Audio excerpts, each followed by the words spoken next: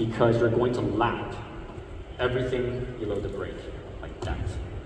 Now, if you don't have a brake, you can still lap all the cards, but it's just easier to have the brake, because sometimes if your card is too sticky and you lap, you will be left with 2 cards in your hand.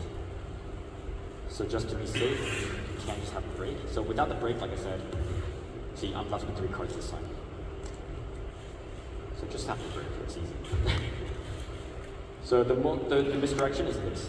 Once you shoot out the cards, everyone's attention will be at the card. It doesn't fly in the air. So everyone's looking here. I can actually just gently place this on my lap and come back up. I'm gonna try it like this. Oh, did I go off screen? But yeah, I just lap the cards like that. Now, you can also lap it like really far in the air, like right here. You can just throw it down. No one will see it because there's so much misdirection going on. And I'm gonna try that for you guys. 1, 2, 3, 4.